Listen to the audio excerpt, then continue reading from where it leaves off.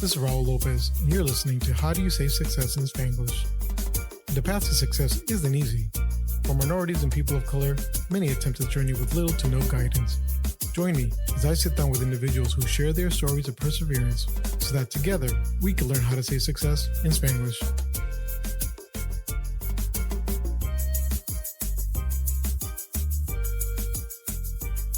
What's good, mi gente? Welcome back. It's your boy Raul. This is How Do You Say Success in Spanglish. And today, my guest is Rocio Perez. Rocio, how's it going?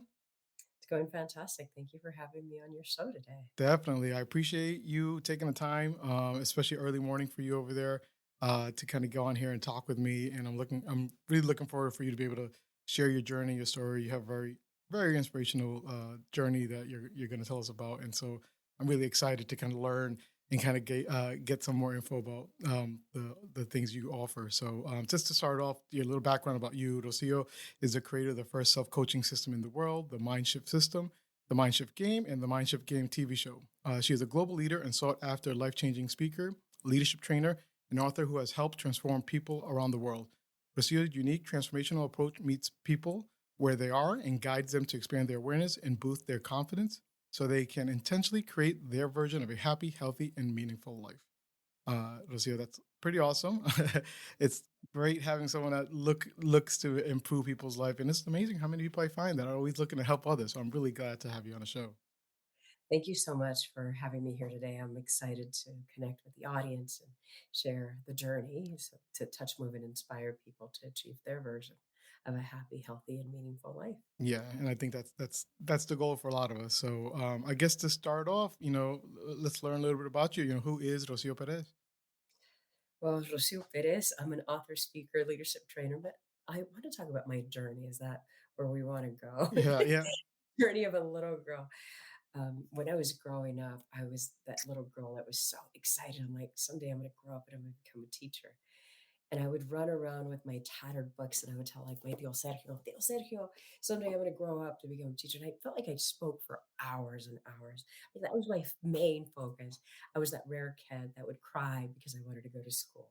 School was like the place that I wanted to be. I would speak with my older brother and say, "Hey, brother, what's your vision for the future? This is what I'm going to be." So always excited on the ABC 1, 2, 3, whatever. I was always involved in things and very excited to be so. Yet the reality was very far fetched. I grew up in extreme poverty and abuse. I contemplated suicide at the age of 5. I ran away from home at 12, got pregnant at 14. And by the time I was 15 years old, instead of having a quinceañera, I had a baby.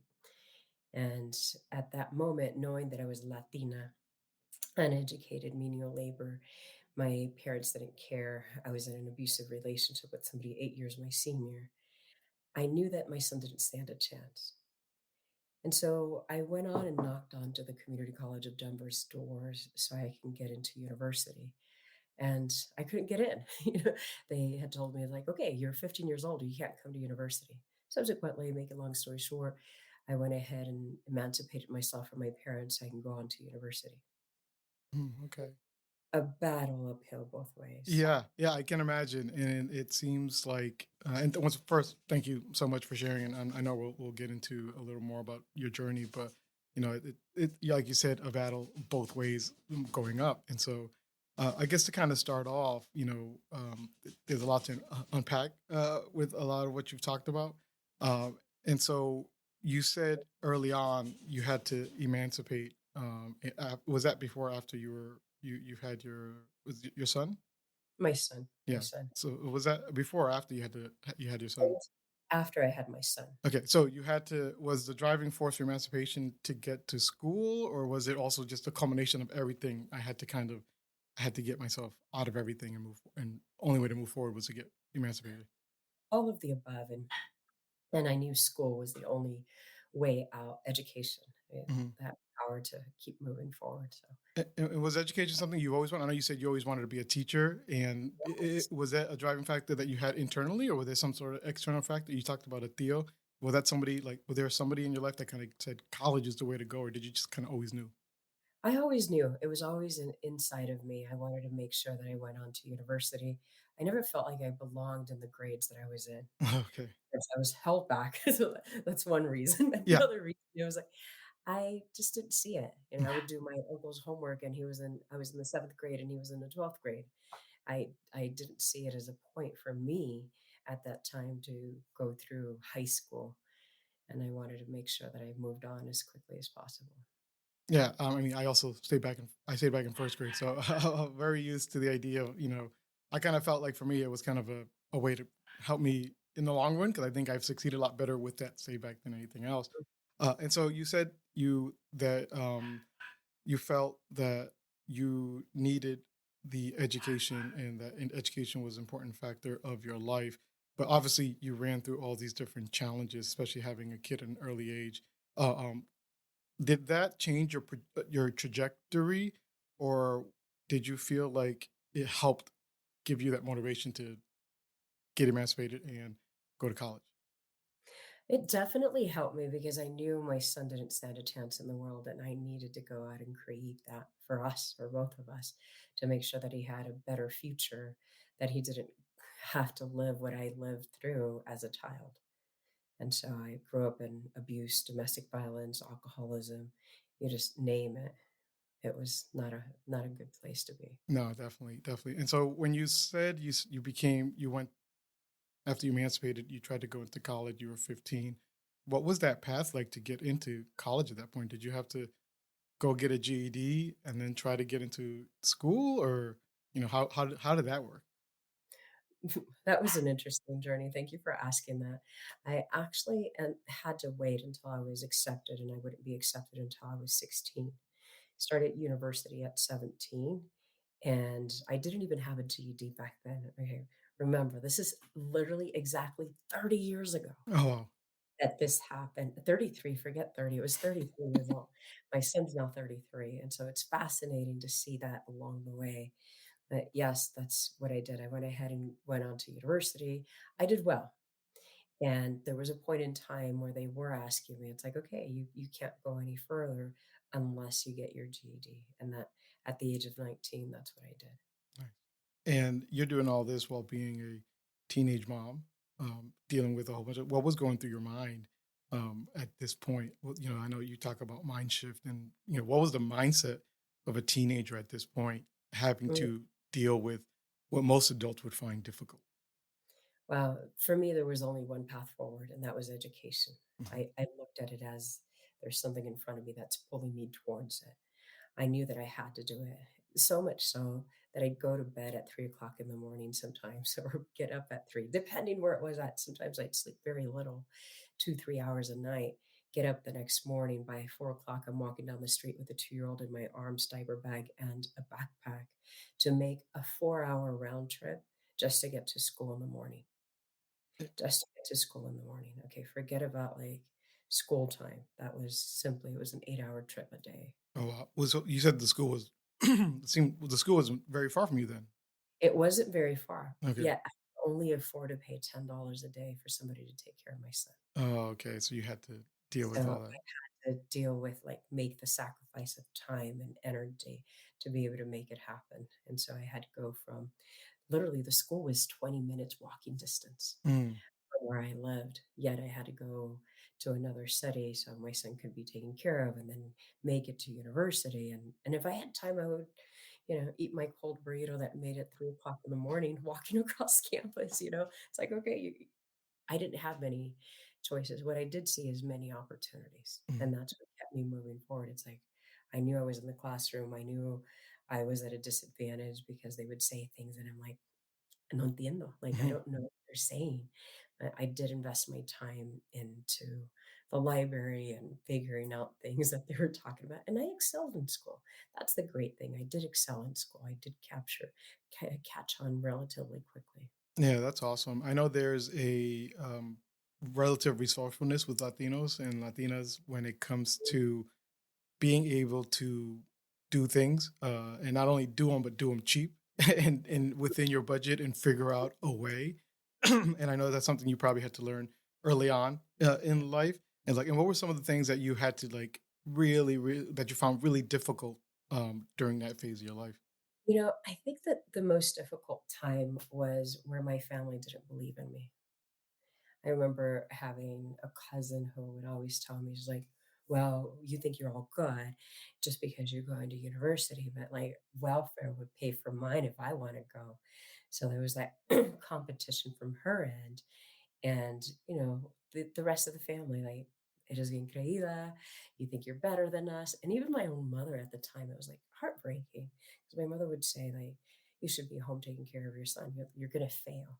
You should be with your husband. And like, I had left my abusive partner and I just wanted to keep moving forward. I think one of the major things that it kept me moving forward was my thoughts. It's like, you got this, Rocio, you got this, Rocio.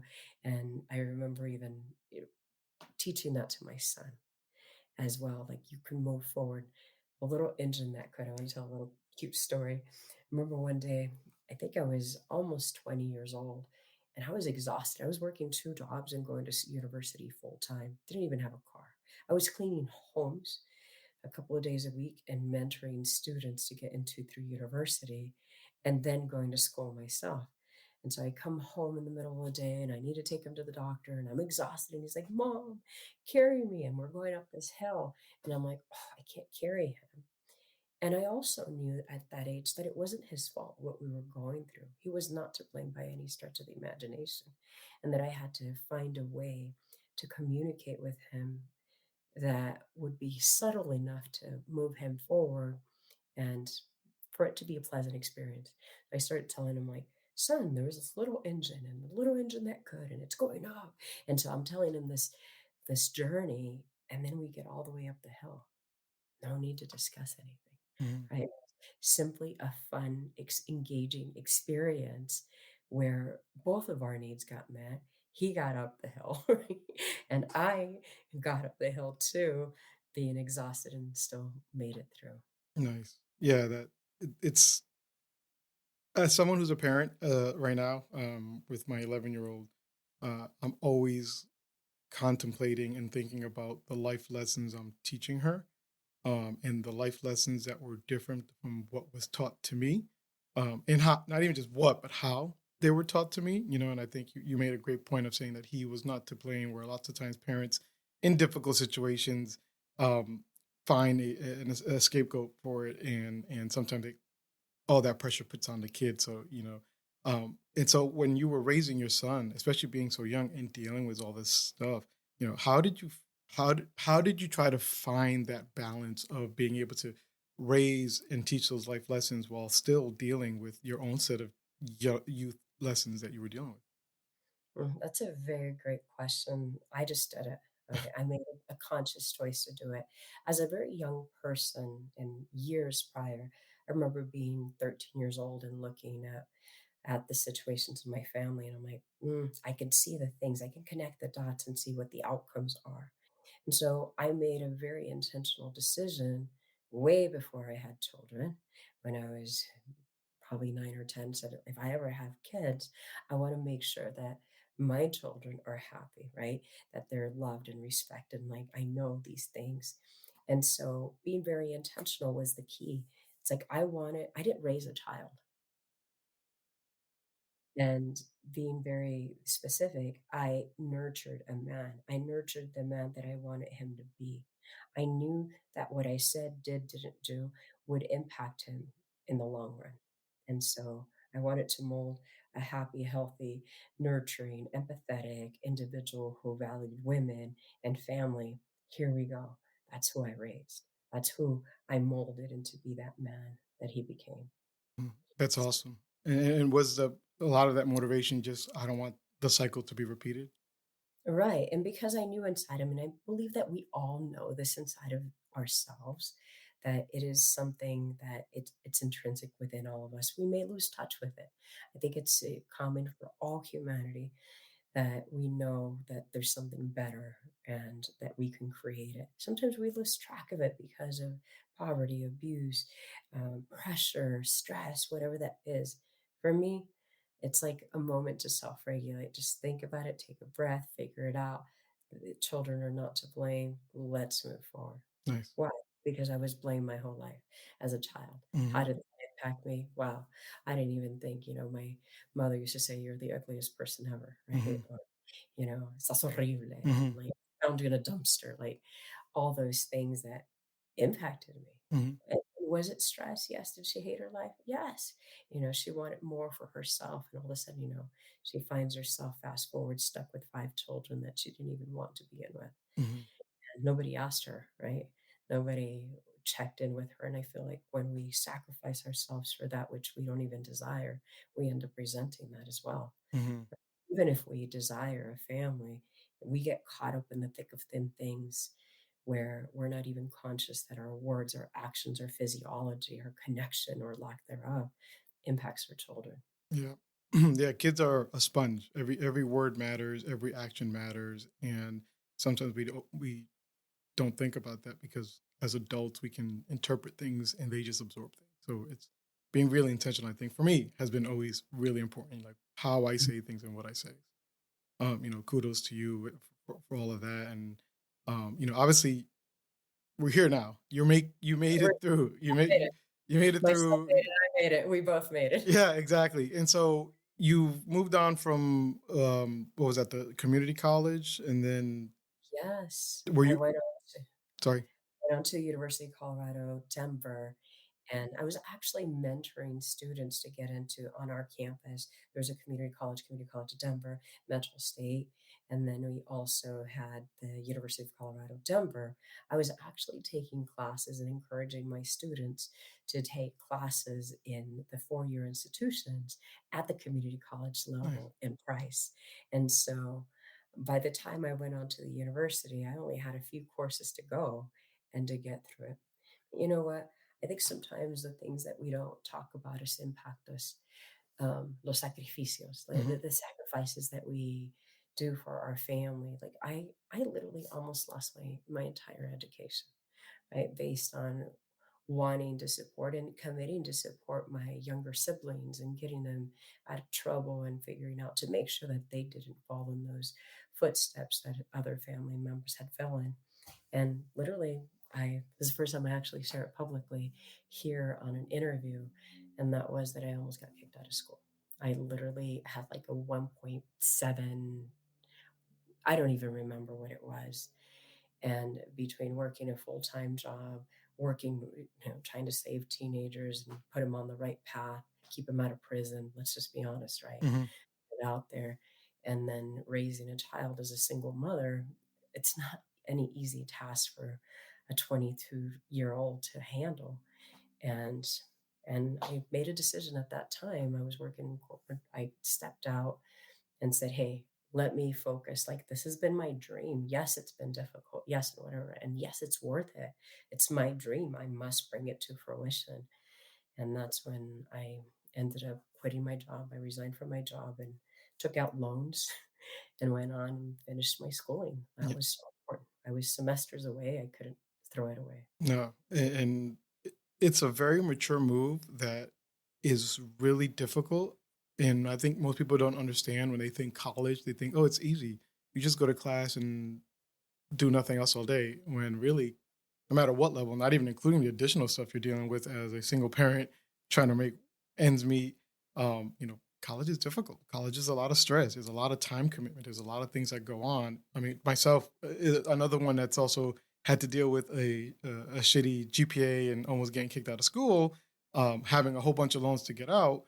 But there's the difference between a short-term goal and a long-term goal. And lots of times people focus and say, "Hey, you're wasting your time. You could be working right now," when you're like, "Oh, I know this is going to drive me to the future." So, that it's great to hear that despite all of that, you focused on that long-term goal. And how did you always have a long-term goal mindset, or is that something that you slowly had to build?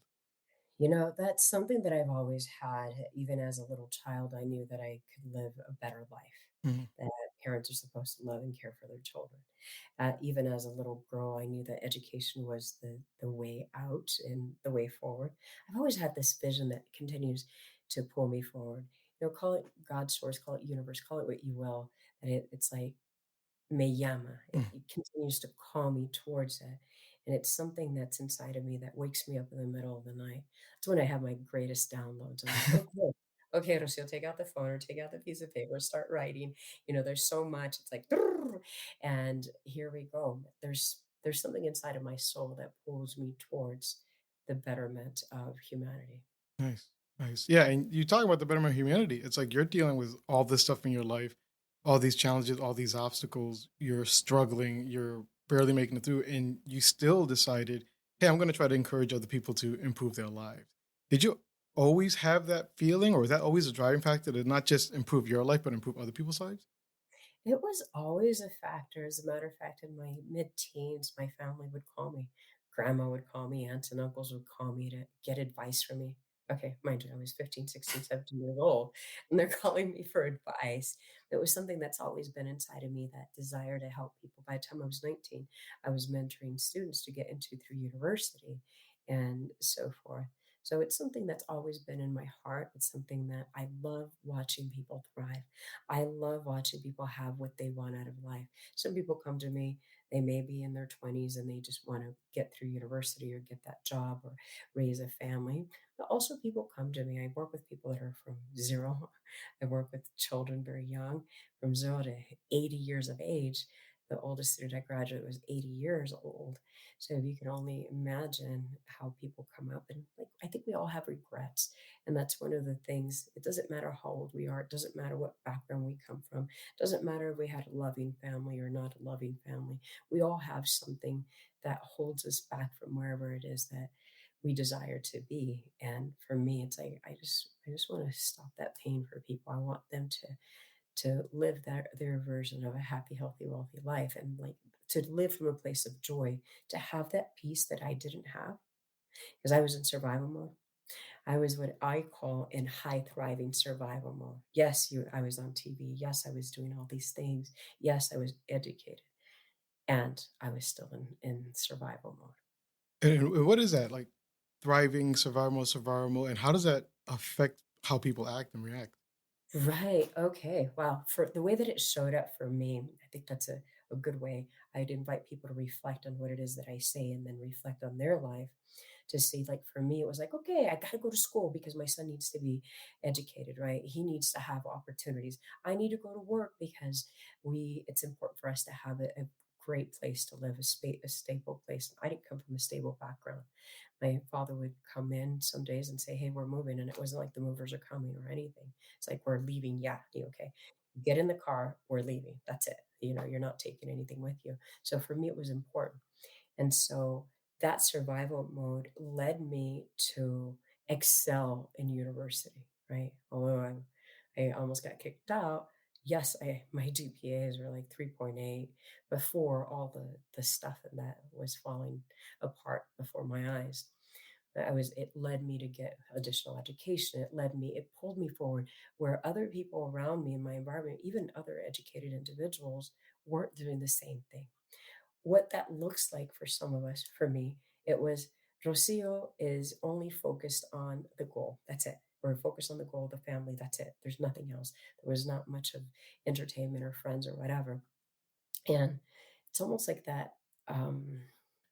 Driving force, although it's great to be accomplishing things, I was missing out of my humanity. And I'm going to share one pivotal moment in my life that everything just shifted. I was 33 years old. I was on top of the world. I had the house, the car, the kid, the everything. My son was graduated from high school. I had graduated from university. We had built a home from the ground up. I had built a business, two businesses, and I was an inventor, and I was like enjoying the process. And then I realized at one point, I'm like, I feel unfulfilled. My son left home, and I'm like, but again, what was all this for, right? What was all this struggle for? What was all this sacrifice for to build this? And he's no longer at home. So I felt like empty. There was an emptiness inside of me. And then at the age of 34, literally as I turned 34, it's like the universe knocked on my door and said, "Okay, Rocio, ¿estás lista? Are you ready? Are you ready to wake up? You've been numbing yourself." Had numbed myself and I didn't even know it. At that point, I had been diagnosed with a brain tumor Oh, 13 days after my 34th birthday. I was in ER the eve of my birthday. And to understand it, it's like, okay, how does my life shift? And I remember the next morning waking up and I was like a driver. Okay, son, you're going to go, you're going to do your PhD. We lived in a college university city because I wanted him to go to university, all these things. And then that next morning, I lived in Boulder, Colorado, on the north side of it. I look over my home, looked over the Flatirons, and I'm looking over this beautiful rocks. And I'm like, ¿para qué? ¿Para qué? I haven't lived. My son was sleeping in the living room, and I'm like, there's no need to stress him out. It's like, just let him be, like, let him in his humanity. He doesn't have to go out and do things to be happy. He can just be happy. And I remember walking up the stairs, and again, I'm looking over the Flatirons and saying, okay, this is the first day of my life. This is the day that I get to live by intention and with intention. It's no longer it's like, hey, all these goals I need to accomplish. And yes, there's a major point in that. What I would love people to understand is that trauma leads us to numbing. Part of success and part of driving so hard in that high thriving survival mode is numbing ourselves. See, when my son left, I had nothing. I found myself in the middle of the night crying in the parking lot next to my office because uh, I was just alone. And then when fast forward to go heal myself, I left to San Diego. And in that time, I'm like, I didn't know how to create from love. Although I had made that commitment on October 20th, 2009, I didn't know how to create from love. It was just like, okay. It was almost like proving the world, proving my family wrong, proving everything wrong. And it wasn't until that point, it's like, I don't know how to create from love. I don't know how to create from being in a place of not surviving. And and so that was the hardest shift, the hardest mind shift that I had to do and to transform the way that I was thinking because it was no longer my son driving me. It was no longer poverty driving me. It was no longer education driving me. It was no longer business driving me. Now I had to drive from I have a place, I have choice. How do I start to build from that? That was the hardest journey. Yeah. Um, Thank you for sharing all that. And I have to say, I mean, we talked before, but I've had my own health issues that I think hit me in a similar fashion, where it's like you spend all your time, and it's kind of what helped me drive with this show, where you're driving for this unknown goal of what I think success is. And you get there and it's not enough, and you go move forward and you keep moving those goalposts and you keep moving those goalposts, and you're never happy and you're always chasing. And then something knocks you on your ass and you have to reflect and what's become more important. And when I was in college, I struggled with a lot of stuff. And there came a point where I started doing much better in college. And that was when I stopped giving a shit. Like I stopped worrying and I stopped caring where, like, oh, I'm going to hand this paper in late because if I hand it in today, I'm going to fail. And then my A minus goes down to a B plus. Well, I would have got a D if I handed it on time, but I stopped giving a shit. And slowly I stopped stressing and and my mindset changed. Like you said, the mind shift of what helped me get better was not continually doing the same thing over again and wondering why. And Yes. and so Yeah. yeah. So I'm just sorry. Not really a question. It was just more reflection on what you were telling me. It's just like, yeah, I felt that way, and now that I'm here, and I had to question how many more years I have in this world. I keep talking about I'm trying to squeeze out as many extra years as I can, and what is the meaning that I'll be leaving behind when I move forward. So I just had to reflect on what you were saying because it hits me hard. The words you're saying because I'm dealing with that right now as well. So. It's fascinating when we come across that point again, 34 years old that day, the next day, 14 days after my birthday, and thinking this is the first day of my life. Mhm. First of all, the doctor told me on the 19th, same day that I was MRI'd, same day that I was talked with. I demanded to speak with the doctor. And I started to see all the things that were important. Number one, the doctor said you could have a stroke and die any moment. And I'm like, wow. Like, Ahora que, like, what am I gonna do? What am I gonna dedicate my life to? How do I live with intention? And I remember my best friend was there that morning when the doctors called me and said, "Hey, you have a rare brain tumor, and you can die any moment." And I'm like, "Okay, thank you. Let's deal with it as a business transaction." Yeah. That's survival mode. Yeah. That's survival mode to the core. That's that's disconnecting from our humanity. I disconnected from my humanity. I disconnected from my feelings. And I remember going immediately to my friend. I'm like, okay, like all the things that I was putting off that I didn't think they were that important, like I had reconnected with the brother. I had just found out that I had nieces. And it's like, I want to go get me a plane ticket. I want to leave. I want to go see my brother. I want to go meet my nieces for the first time. I want to do this, that, the other. Like all the things that were important were now at the forefront. Why did I have to wait until being faced with death to be able to do that? That was the hardest thing. And then fast forwarding, coming back to San Diego on June 16th, 2011, I'm there in San Diego and I'm like, okay, what do I do now? What do I do with my life? And then people are calling me like, Rocio, I need your energy. And like, they want me to coach them. And I'm like, oh my gosh, how can these people that I help mold have a better life than I do? And I wasn't talking about the time, the energy, the money, the resources, the education, the accolades, the achievements. What I wanted was my mother's love. I literally would have packed everything and put it in a box and said, here you go. You can have it all as long as you can give me my mother's love. And that was the beginning of my journey. That was the beginning of my journey of learning, of healing, of understanding that it wasn't her love that I wanted, it was my love. I didn't love myself and I Mhm. didn't even know it. Mhm. From the outside, it looked perfect, man. Rocio lived like a princesa, okay?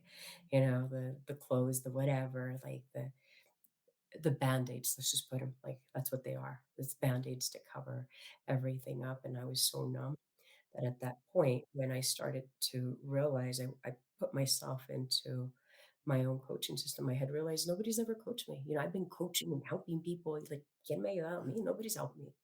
Like, how do I continue to move forward and help myself in a way that is productive for me? Mhm. That's where this whole mind shift journey began for me in a very different way.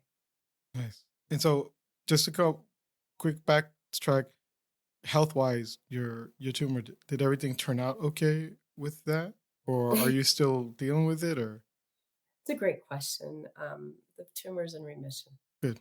I had a high dose of radiation, only able to have once, and that was it. Mm. And from that point forward, it's whatever it is. The only thing that I know is that I get to live my life the way that I choose to live my life. And I've been asked that question many times, like, Rocio, like, what are you doing on the stage if you don't know what's happening? Does it really matter? Mhm. Does it really matter? It's like, it's not how I died that mattered. It's how I lived Mhm. that matters. And I choose to live full out. Nice. And so, what came next after you starting your life over? Day one, you're moving forward. What's next?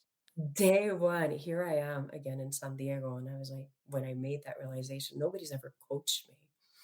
And I decided to turn coaching onto myself. I started learning from a lot of different people. I went to many different world renowned experts and learning here, there. And then I recognized that nobody had the secret answer. I knew that if I didn't resolve whatever was inside of me, and it had nothing to do with health, although there was a brain tumor that it could have killed me, it didn't have to do anything with health. It's like that it had to do with whatever was unresolved. And oh boy, let me tell you, like life peeked its ugly head Mhm. in ways that I could have never imagined, where I was seeing the trauma. And it's like I had to dance with my trauma. I had to see my trauma.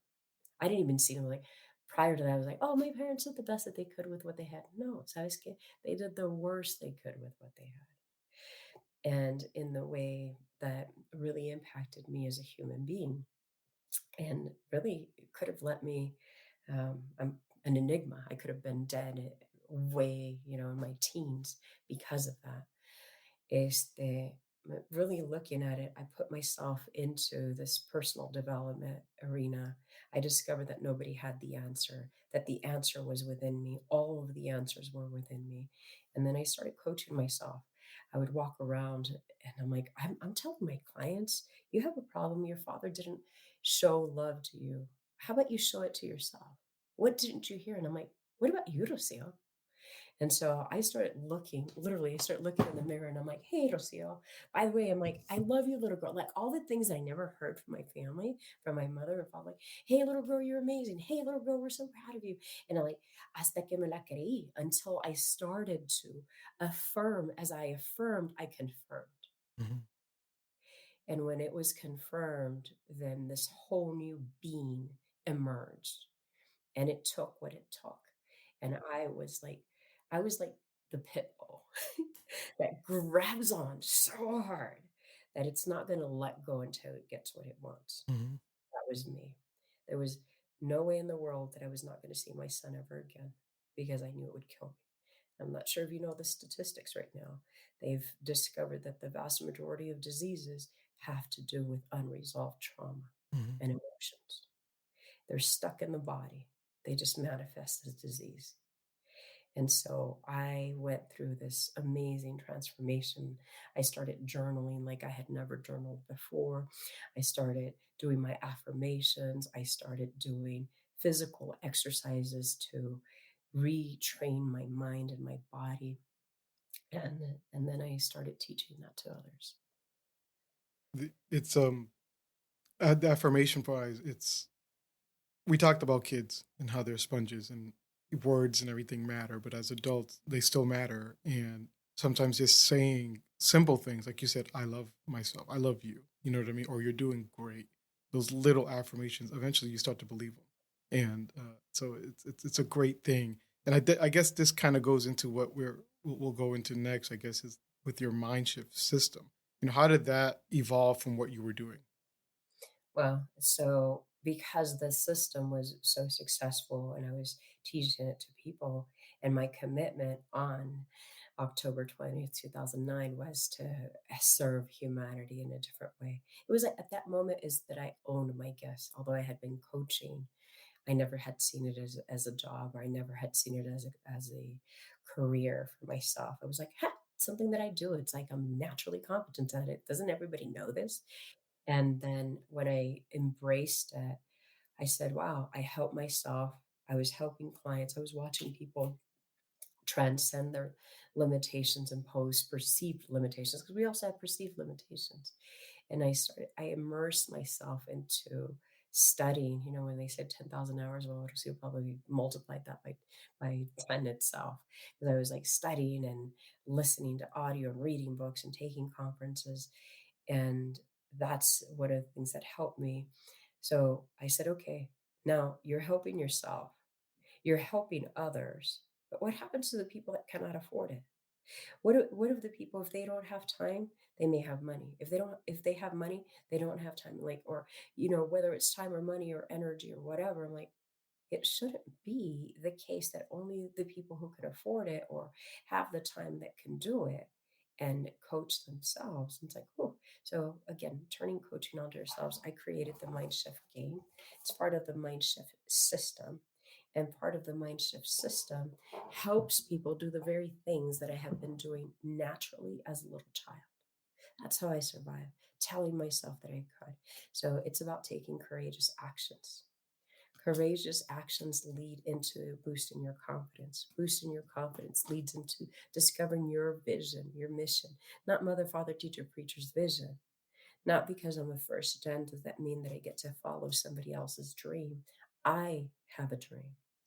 And then into that is like really stepping into our power and having those conversations, doing the things that are important, and then stepping into our energy, owning it as the life and the world depends on it because it does. Our life depends on it.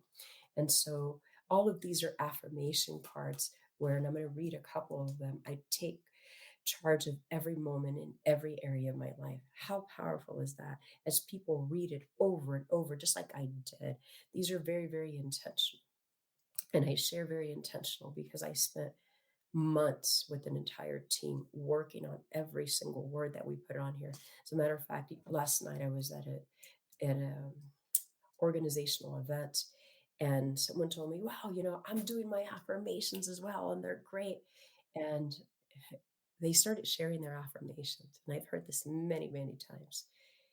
They were programming themselves negatively and expecting something positively. And they thought because simply they were doing affirmations that they were perfect. Well, if we start to affirm something that's negative, like if I keep on saying, "Hey, I'm never going to steal, I'm never going to steal, or I'm never going to hurt somebody," just repeat after me. Say that phrase without the word no.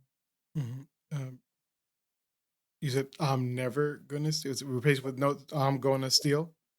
That's exactly what we're Okay. saying, Okay. right? We cannot not think of something, right? And when people are like, "I'm never gonna give up on my dreams," it's like you're programming, "I'm going to give up on my dreams," Mhm. because the mere fact that you're actually saying that is actually programming you. And for me, I'm very, very intentional on what I hear. It's almost like somebody says something negative, it screeches in my soul, in my ears. It's like chalk on the chalkboard. And so we created this entire deck of cards so that people can go ahead and program themselves. It's like because we do every single day, we're already programming ourselves. Why not be intentional about it? Why not program ourselves? Why not play a game that's fun and easy and exciting? And you start to see yourself shift and your energy shift. And people around you are like, "Hey, what happened to you, Marcos? Maria, Paco, what's going on with you? You look great." I always hear people like, "You're glowing." I'm like, life is great. So that the game comes with a guide that teaches people like start wherever you want to start. You get to choose where you want to start. And then it has a journal, and the journal walks you through an entire process every day, starting with gratitude. Self-efficacy, we're one of the only, if not the only people in the world that talk about self-efficacy. And that's helping people self-regulate. It's getting out of that survival mode. Mhm. Human being, we can throw ourselves into survival mode simply by thought alone. We could even do it by breathing. We can do it by physiology. Simple. I can show you somebody, show me right here, right now, what does a person look like when they're depressed? Physiology. Yeah. I don't know. And most of the time it's like this. And this is as fast because I do this on a global scale. I'm like, show me physiologically what a person looks like when they go into depression. It's like, Yeah. it's that fast. So if I understand that depression is can also be, and mind you, there are people who do need some support in different ways, but sometimes it's also our physiology Mhm. that takes us into depression. How we hold our body, how we're breathing, the thoughts that we're thinking. Our thoughts tell our body what to feel. Our Mhm. body tells our mind what to think. Mhm. And this is this vicious circle. Yeah. And so my goal in life is to help people take control of their life, take charge of their life, to live the life that they came here to live, which is to be happy, to enjoy it, to be in peace and harmony. Yes, there's stress. Stress only means that there's growth. When there's prolonged stress, that's where disease comes from. Mhm. That's survival mode, even if you're high thriving. Mhm. Yeah. I really like especially the aspect you're talking about, like the removing the negative connotations and stuff, because it's, every parent is a coach to their kid kind of deal. You're constantly trying to teach them lessons and show them hopefully things to improve their lives. And one of the things I like to do with my daughter is make sure she doesn't fear challenges and failures, so Mhm. that so for her it's like she tells me I can't do this. I'm like, it's not that you can't do this. It's just you don't have enough experience to make it easy for you yet. But if you keep working at it, you'll get there. So it's constantly like telling her, hey, these are just challenges that are going to improve your life. They're not something you can't do. And she's gotten better. Like she's big on soccer. But, she's like, oh, maybe I should try out for the select team because it'll be more of a challenge, and I think I'll get better. Uh, Doing this harder level stuff. And so I see it slowly building up on her. So I can, like, it's like you said, it's like these little things that build up to these big changes that your game, I think, hopefully gives people that opportunity to slowly incorporate these tasks that eventually they might not need the game anymore because they're doing it on their own. Right. And they start to do it on their own, and here's something that's magical about the game. It's played in 8-week rounds. Hmm. Play it every day, 3 times a day, every day, 3 times a day. You're developing a pattern that you're right, in time, in the perfect time for you, because it also depends on your intensity, right? And your commitment and what you get to do. Hmm. In the perfect time for you based on what you're the effort that you're putting into it, that you'll be there. It's like automatic. It's automatic. It's automatic. It's like, I get to do this. I want to share a quick story because I think it's fun. You talked about fear. And that was one of the things that when I was molding my son, I wanted to make sure that he was solid. And now with my grandchildren, I remember my grandson was about 18 months old and I put him up in the air and he's like, I could feel him shake. And I'm like, not under my watch. Okay. Because I know the impact of what's going to happen. And I remember as he was growing up, I would teach him. He's like, I want to go on the monkey bars. And I'm like, you got this. Repeat after me. I got this. I got this. I got this. And there was a point in time when, right pre COVID, literally pre COVID, it was that February. He was 4 years old, going on 5. And I'm like, catch, we're playing catch and he couldn't catch and he's like catching like this. I'm like, it's not a beach ball, right? So he's not going to catch. And by the end of that visit, he's catching like this. Next time I come around, I'm like, let's go play catch. And he's like, no, I can't get it. And I'm like, nope. Those are like, let me share with you, little child. No. One way, I'm like, okay, I see that. I get to change that in him. I get to mold something in him. And I'm like, okay, repeat after me. And he was used to repeating after me. And I'm like, I've got this. And so he's standing, and I had video of this. He's standing up there and he's like, I've got this, I've got this, I've got this. And I saw him get into the peak state. And I got this. I threw over the little hacky sack and he caught it for the first time. And I'm like recording him. And he's like, let me see, let me see, let me see. And he caught almost every single time Nice. after. Why? Because he got into a peak state of mind. He went from the I can't, which are the most dangerous words that I consider in the world, to I can. Hmm. And I got this. Yeah. It's funny. I love talking to you today, by the way, because you keep telling these stories, and it hits me with something that I've dealt with too, where it's like sometimes you read something at the right time, and it kind of Mm, changes your perspective of everything. And like early, like after my daughter was born, I just happened to see an article that talked about um, teaching kids to take risks at an early age, even on a monkey bar, where they're afraid to climb up to the highest bar, and teaching them to take that risk and move forward builds these stepping stones that will lead to more successful adults because they're not afraid of taking risks as adult. They're not afraid to start that company or apply for that job or go to those classes or learn something new because at an early age they learn to deal with the idea that risk could bring reward and they're not scared of it.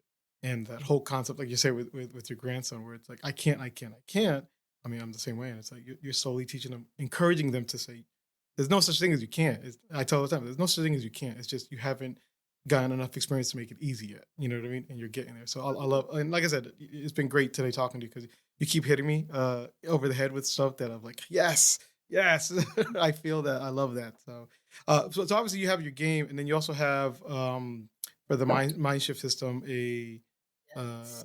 what you guys you said a university. You're starting a Yeah, university. we have a university and it launches today. Nice. Launching today, and it's beautiful. It's like we have it in both in English and Spanish, and it's about how to be confident and be you. How do we overcome fear? How do we embrace our uh, actually even embracing even our own imposter syndrome can help us. There's a time to use it, there's a time to not. There's a time to be aware, there's a time not to be aware of things, and there's a time to embrace things. So what we're doing is helping people being more confident in and achieving what they want to achieve. So we have the MindShift University classes on psychological safety, change management, being confident, being you, seeing your blind spots, figuring out where you've been and how you move forward. And then we also have our books, a book series. This is Unstoppable. This is a workbook that helps people achieve what they want to achieve. You can go through this book a million times, and a million times you will find something new because you're constantly evolving. And we have that one in Spanish, Imparable, Siete Nice. Pasos para un Un líder más proactivo. And then, this is one of our books, The Hispanic Journey. And then this is our latest book right here, which is Fortaleza. These are stories from mind, body, and soul, from that strength that we draw. These are 22 co-authors, including myself, in across the nation that have made a commitment to helping our youth, to helping people see the resilience of our gente. How do we move forward? So everything that we do is to help people achieve the life that they desire, Nice. whether it's through our books, through our games, through our keynotes, through our coaching, through any of our products and services. And we also have a TV show called the MindShift Game TV show. Nice. Nice. And what is that TV show? Is it like people playing the game or is it like It's actually people listening to the coaching okay. aspect to get coaching. It's on one of the an amazing platform called Expand ITV. It's like the Netflix Hmm. coaching world. Oh, nice. So, which is really neat. So, I share thoughts and insights on how people can continue to move forward. Anytime that you can do work one on one with us or as a group, it's always very, very beneficial. And then, as you see it, right? It's like watching something on YouTube. Is Hmm. it the same thing? Oh, it's great. And the in person, I want to be in the concert. I want to listen to the conversation. I want to feel the music and the vibes, and that changes. So. Nice. And so with everything that you guys are doing and that, all the help you're providing people, what's some of the biggest takeaway that you want people to realize that come for these, mind shift games and the mind shift system and your leadership and your coaching, what's one of the biggest things you guys like to emphasize? That you can do this, that any one of us can transform our lives at any given point in time. Our minds are malleable, our minds can shift over and over again. The earlier we do it, younger we do it, it's going to be easier. Okay. It's easier for me to coach somebody that's, 10 years old versus somebody that's 30 or 40 years old. There's a difference, right? Hmm. I think about it being as concrete. The older we are, there's a layer of concrete, layer of concrete, layer of concrete. And in time, that layer of concrete is going to look like this thick, right? Is it this thick or is it this thick? Right. Hmm. So that's going to be the major difference in what level of commitment that we can transform our lives, that it is in our hands, that it is by instinct, that we were born perfect, whole, and complete as human beings, and that everything that we have lived is what we have learned. Okay, automatically. We have learned more from the ages of 0 to 7 than what we will for the rest of our lives. Hmm. How wild is that? Although we think we get PhDs, MDs, one, two, threes, whatever, the learning that goes into the individuals is far greater. So I have a huge place in my heart for children, and I would love for parents to invest in their children. The earlier that we can Hmm. do that, the more that we're changing our children's lives, for the seventh generation, that impact. And also for those of us who are teens or adults, hey, take it into your own hands. Don't wait for somebody. Like a lot of people are like, well, my boss isn't invested in it, so I'm not going to do it. And it's like, Ike, Hmm. Ike, right? And also that your greatest investment is always going to be in your mind, Hmm. always going to be in your mind. You buy this brush, that brush is only going to serve you, but it doesn't give you anything more other Hmm. than you use it to apply the powder on your face. And when you invest in your mind over and over and you shed that layer and shed that layer and shed that layer, you reconnect with your intuitive wisdom that allows you to create things even faster. See, after my trauma healing, I was able to not only heal, also I was able to move forward faster. The thoughts, the ideas, the things that were before me that I hadn't seen that now I see have helped me move forward. So I want people to live as a happy life as they are willing to put the effort into. Nice. And I love the fact that it's what you guys do open for children too. And do you guys do like anything like on the parent side? Like, how can I be a better parent with the stuff that I do? Yes, most definitely. We have a coaching system that helps parents. I do guide people through that. I've been teaching parenting classes for the last 22 years, over 22 years. and help them mold, because one of the things that I see is I go all the way to my oldest clients and see how life impacted them. Mhm. I have a client that's 83 years old. Nice. Let me tell you how it impacted that individual. Mhm. They're still suffering. Mhm. They're 83, right? 60, you name it, psychologists, doctors, investors, people, they've all been impacted. And it didn't matter if they came from poverty.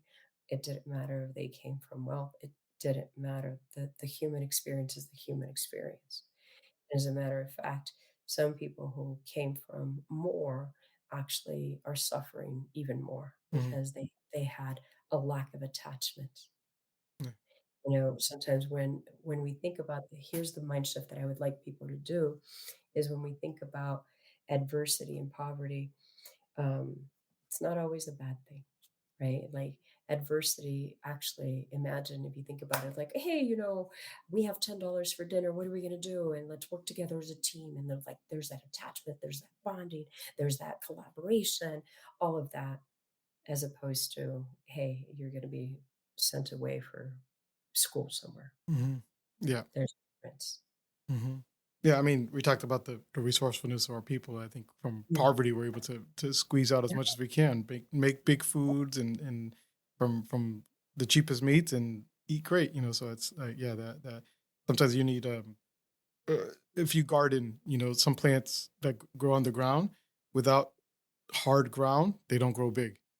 So Right. if the ground is too soft, you get little, like potatoes and stuff like that. They won't grow without that pressure. So Right. sometimes it's like that. So but that's awesome. And one other question I have is: have you talked to your son about everything in your life and your journey with him, and had reflections on what are the life lessons, and what can you and I do to do a better job with the grandkids moving forward? We haven't had conversations like that. We have had like bigger vision conversations. I feel like he's taken his own lessons and taught him in the way that's important for him to teach him to his son, next generation, different ways of molding, because there's always something that we get to shed, right? Mhm.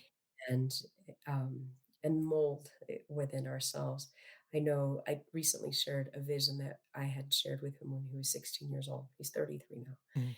Like, son, remember I said I would build this thing, and like, how cool would it be to build a program that's going to help people and families? And so I'm like, son, I built it. Mhm. I built it. And like, I didn't even know. I was just like pedal to the metal, focus, focus, focus, focus. And then now when we look at it, this provides well being. Mhm. This provides self regulation. This provides people a better, happy, healthier relationship, marriage, whatever, job, life experience, because now we're even more aware of how we've been creating our world, and we get to intentionally mold that experience for ourselves. So that's something that I know he's very proud of. He's always talked about me. When kids talk about their parents behind their back, mine talked in a very positive way. I would go to school and people and the teachers would say, like, Victor, like, let me show you what he wrote about you. Like, he's so proud of you. Mhm. Or parents, friends' parents would say the same thing. And I'm Yeah. like, okay, that's great. And I remember him being 11 years old and he's like running down the stairs. He's like, Mom, um, well, how come you're different? And I'm like, what are you talking about, son? How come you're different? He goes, why? Like my uncles, they're drinking and driving and yelling at their kids, and you're doing different things. Mhm. And all I can say is that this is what I choose for us, right? That I get to choose. Like life is a choice. What it is that we're living outside of us came from inside of us. Mhm. And if we change the inside of us, our mind, our body, the way that we processed emotions or the way emotions are stuck in our bodies, then we can move forward and we can free ourselves and see things that we hadn't seen because now we're free. Yep. Yep. That's awesome. That's awesome. Well, so usually around the time I like to ask a couple questions into the end of our interview. But if you could go back in time, especially since you deal with kids now, but with what you know now, and go back to your younger version of yourself, and coach yourself and give yourself some advice, what's something you would have told yourself? I would have said, I love you.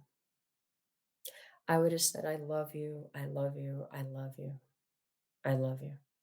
I can't tell you how many times I see people like when I coach them. they break down. They literally break down. They're sobbing. They can't do it. They can't even see themselves in the eyes. I couldn't see myself.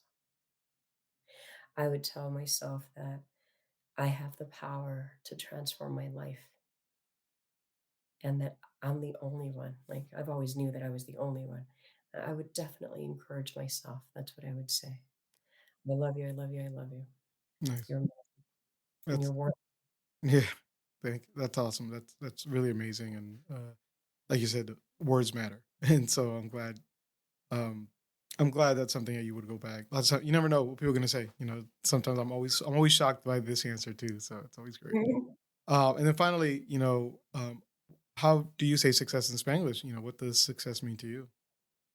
Success to me, when you said that, I'm like, éxito. And like what success means to me is whatever I want to live, whatever I choose to live, whatever makes my heart sing. What success means to me is that it is it's about love. It's about being in peace and in harmony with myself. It's about constantly growing and understanding that if I say something, when I say something to individuals, I say it because it's from a place of love. Hmm. Where sometimes we get like, oh my gosh, like she really said that. And it's like, I say it because I love you. I say it because I want something for you. I say it because I'm willing to be uncomfortable in that to see whatever comes out for your own good, to know that there's a ripple effect. So success means to me a lot of things. It means living a happy life. It means it means enjoying a moment. Um, yeah, it means enjoying a moment with people. Awesome. Yeah, we talked a little bit earlier about the goalposts constantly shifting sometimes when what our definition of success is, and until you just do what you want and you're not worried about you're not keeping up with the Joneses, you're gonna be much happier. Yes, Yeah. So thank you so much. I really appreciate you taking the time to jump on here with me and share your story. It's been great. Like I said, you've hit me over the head a few times and made me go, oh. Yes. So I hope others will listen in as well and get the same feeling that I had during this interview. But if you want, tell me, you have plug anything you want, your websites or whatever well, things you're doing. So thank you. The MindShift game. Look at it. Look us up. It's the mindshiftgame.com. You can also look me up on LinkedIn. We're on Facebook, Instagram. Check it out. Call us. Give us a call. Send us a message. 303-587-8367. 303-587-8367. And take actions. Live your life on your terms. Create the life that you'd love and desire. And it is possible for you to have what you desire. nice. Awesome. Well, thank you so much, Rocio. I really appreciate you taking the time today. And I look forward to see what you have next. So, Thank you so much. very awesome. And for everyone else listening, once again, thank you so much for joining me. And I hope you join me again next time as we continue to learn how to say success in Spanglish.